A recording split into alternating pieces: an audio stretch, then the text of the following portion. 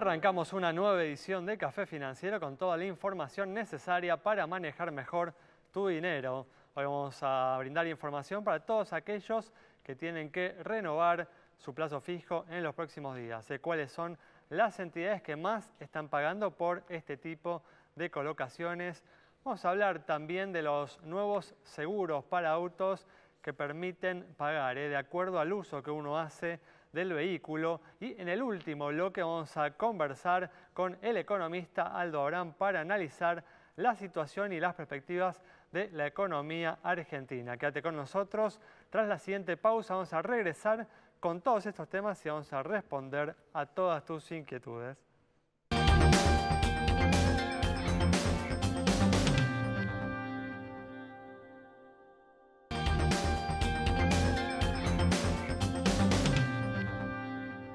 Bueno, ya estamos aquí, como siempre, con la presencia de Santiago Chelala. También está con nosotros Yamila Escala y nos está acompañando, al igual que el miércoles, Juan José Vázquez, en esta oportunidad con recomendaciones para todos aquellos que están evaluando qué hacer con sus ahorros. ¿Qué tal? ¿Cómo andan? ¿Cómo les va? Hola, gracias por estar una vez más aquí. Vamos a comenzar con los temas que tenemos para hoy. Vamos a comenzar hablando sobre seguridad vial, porque hace pocos días se presentó un informe realizado en dos de las principales autopistas de acceso a la ciudad de Buenos Aires, que revelan cómo una cantidad importante de automovilistas siguen sin incorporar cuestiones básicas que hacen a la seguridad de todos. Yami. Así es, lo que hicieron Autopistas del Sol del Oeste junto a CESBI fue participar del Observatorio de Comportamiento al Volante y a partir de allí, con un auto que circula a la par de los vehículos en 1000 observaciones que se tomaron, es que se registran determinadas conductas que son importantísimas a la hora de considerar la seguridad al volante, no solo del que está conduciendo obviamente, sino del resto de los ocupantes del vehículo. Entonces lo que se tiende obviamente es que esas conductas lleguen a 100% de verificadas, porque eso es lo que aseguraría, obviamente siempre hay otros siniestros, otras circunstancias que pueden hacer al accidente, pero estas son muy importantes para evitarlos. Se están imaginando de cuáles les hablamos, la más importante de ellas, el uso del cinturón de seguridad. Vamos ya, ahí está muy bien, a la placa y tenemos uso de cinturón para conductor. En Autopista del Sol se verificó en estas 1000 observaciones que el 84,49% lo estaba utilizando contra el 73,91% Autopista del Oeste. Para el caso del copiloto, el que va al lado, 82,53 en Autopista del Sol, 57,96 Autopistas del Oeste. Atención, cuando este dato se traslada a los pasajeros que van atrás, ¿sí?, del vehículo, 31,03 Autopista del Sol, 38,71 Autopista del Oeste. Importantísimo que los que vayan atrás también lo utilicen, porque al momento del siniestro todos sufren el impacto, ¿no? Desde ya. Uso del celular, otro tema importantísimo, vemos en la placa. 13,77 utilizándolo en Autopista del Sol, 8,14 en Autopista del Oeste, ¿sí? Y las luces. En las luces, el 26,74% sí lo utilizaba para adelantarse en Autopista del Sol, para cambio de carril, 31,51 Autopista del Oeste. Se verifica que hay muy poca utilización de la luz cuando uno sube a la autopista. Para incorporarse, el 18,42% en Autopista del Sol, 14,46 en Autopista del Oeste. En fin, esos son los datos a partir de una observación, bueno, de una muestra muy particular de 1000 conductas a mejorar, sin lugar a dudas. Bueno, temas que tenemos que tener en cuenta entonces como conductores para que podamos circular con mayor seguridad por los caminos y las rutas argentinas. Vamos a cambiar de tema y vamos a brindar ahora información para todas aquellas personas que tienen que renovar su plazo fijo en los próximos días. ¿Cuáles son las entidades que más están pagando por este tipo de colocaciones? Así es, Sala. Ten en cuenta que entró en vigencia la decisión del Banco Central de que podemos poner un plazo fijo sin ser cliente de un banco. Cualquiera a través de la página web puede ver cómo hacerlo a la página de internet del Banco Central, puede poner un plazo fijo en cualquier entidad financiera del sistema argentino sin necesidad de ser cliente. Así que más que nunca, atención a las tasas de interés que ofrece cada banco. Fíjense, la más atractiva, el Banco Vice, banco especializado en comercio, un plazo fijo a 30 días, 56%. Le sigue el Banco Nación, 55%, Banco de Corrientes, 52%, Formosa, 50%, Credicop, 48%. Hasta aquí los primeros 4 del ranking bancos públicos.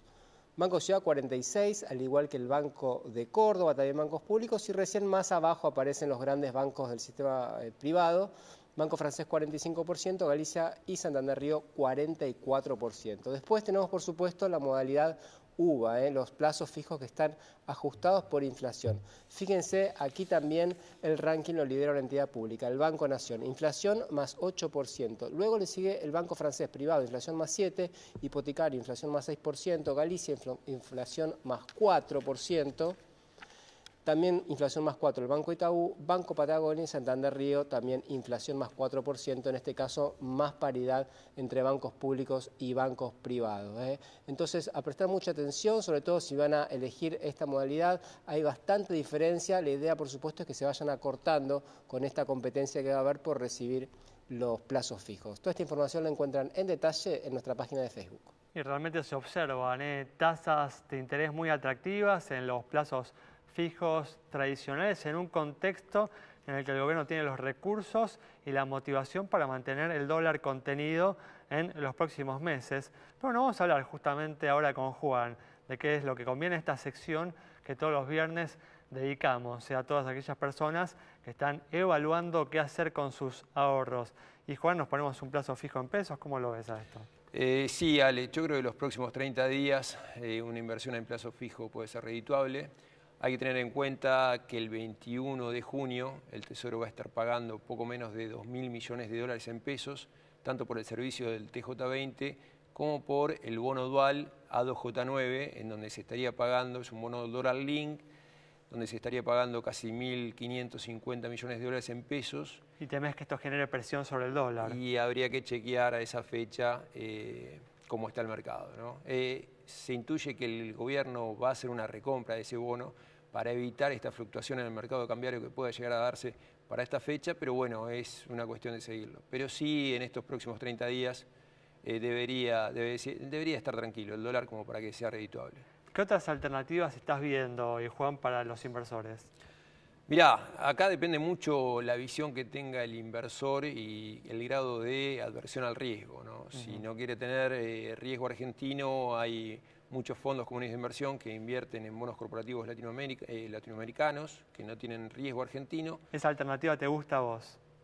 La verdad es que yo a estos rendimientos de los bonos y a estos precios de las acciones, con el escenario base que manejamos, que el oficialismo va a ser reelecto, y ahí vamos a ver una caída muy fuerte en el riesgo país y una apreciación muy fuerte en el precio de los bonos, no estoy tan volcado a ese escenario negativo, igual, ¿no? Ya es más especulativo, ¿no? Ya es más especulativo. Ya es más Para el especulativo. conservador, entonces, vos decís, se pueden ir a un plazo fijo en pesos, pueden ir a fondos, entonces, Claro. que inviertan en títulos de afuera. Sí. ¿Y tenés alguna otra alternativa para ellos? Sí. Bueno, en alternativa local hay un bono corto que es el CO26, que es un bono en dólares de la provincia de Córdoba que tiene garantía de coparticipación, tiene un rendimiento muy alto, 15,5%. ¿Y lo ves para un conservador a ese bono? Ya ese bono puntualmente paga amortización trimestral del 3,25% con una tasa de interés anual de 7,1 que lo va pagando en forma trimestral. Y tiene una paridad del 74%, con lo cual a ese rendimiento, con esa cobertura y esa garantía me parece que puede llegar a ser una alternativa muy interesante en el peor de los casos que, bueno, obviamente. Muy bien, o sea, ¿te gusta entonces este bono incluso para un inversor conservador? Sí, sí. Y sí. ahora vayamos justamente. Estás viendo muchas oportunidades para aquellos que tienen más atrevimiento, que quieren apostar a una eventual victoria, ¿no? Del oficialismo. Ahí, digamos, para aquellos que quieren animarse a las oportunidades, tirame algunas perlas que hoy estés viendo. Mirá, estuve haciendo escenarios de simulación, teniendo en cuenta estas paridades que tenés en los bonos, y la quita contemplada, haciendo ejercicios, trayendo el flujo de fondos a una tasa de descuento similar a los países B, como estamos calificados nosotros. Tenemos que ir cerrando, así que Claro. tirame, digamos, los nombres. A25, DICA, en el caso de dólares, y tener muy en cuenta acciones, más que nada utilities, que de mantenerse este marco regulatorio están cotizando a price earning de 4, enterprise value EBITDA de 2, 3, como en el caso de Transener, Pampa, Muy bien. TGS y Central Puerto, que son muy buenas alternativas. Muy bien, oportunidades entonces para aquellos que quieren asumir algunos riesgos. Nos cerramos este bloque, quédate con nosotros. En instantes estamos nuevamente con vos.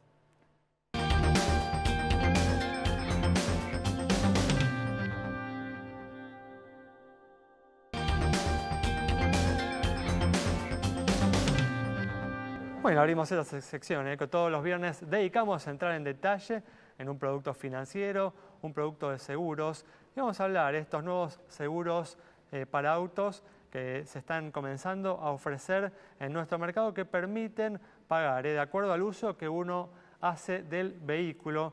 Para ello estamos con Claudio Dulfano, que es director técnico de La Caja. ¿Qué tal, Claudio? ¿Cómo andás? Gracias, Alejandro. ¿Cómo estás? Gracias por estar aquí. A vos. Bueno, y contame, ¿no? ¿Cómo funcionan estas pólizas? Estas pólizas son pólizas de automotores que, debido a la transformación digital que venimos recorriendo en La Caja, le hemos incorporado atributos que corresponden a estudiar y poder premiar el comportamiento de los clientes en su manejo. ¿Cómo se hace, no, para medir el uso que el cliente hace del vehículo? Nosotros ya hace 2 años que venimos transitando este producto a través de un dispositivo que está en el vehículo, pero ahora vamos a relanzar este año el producto a través de una app en su celular. Ah, mirá vos. La app en el celular lo que hace es recoger datos de manejo. Como por ejemplo, a ver.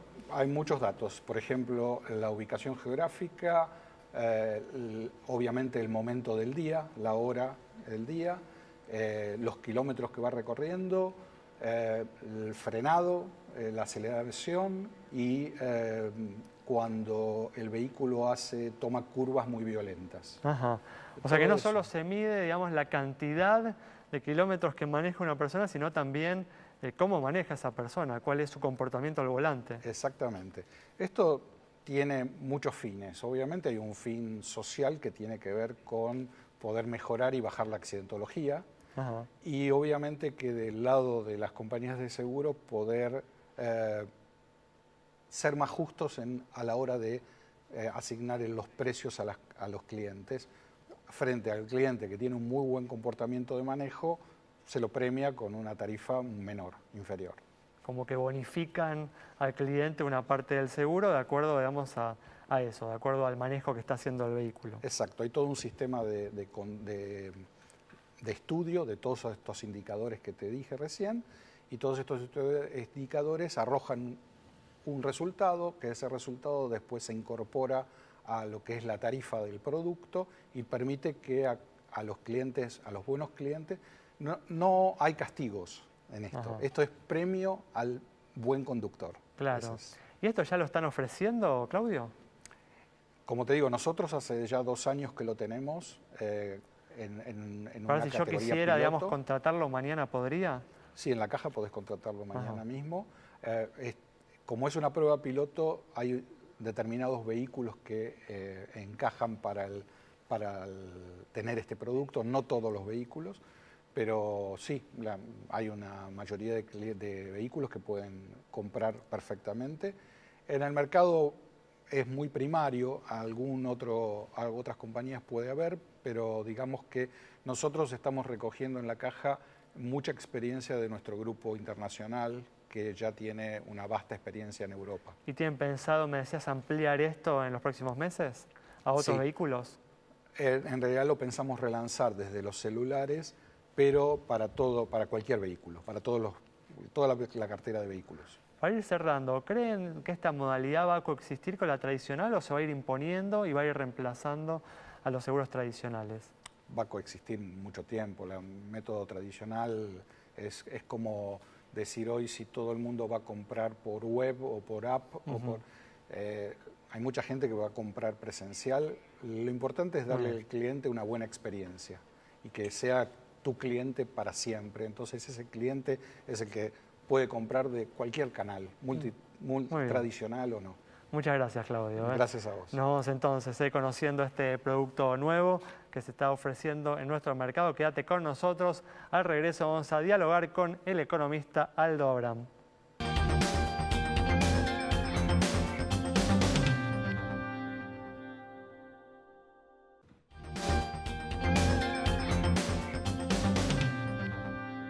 Hoy ya está con nosotros el economista Aldo Abraham para analizar la situación y las perspectivas de la economía argentina. ¿Qué tal, Aldo? ¿Cómo andás? Muy bien, un gusto estar acá como siempre. Gracias por estar aquí. Y en los últimos días se publicaron datos diversos sobre la marcha de la economía.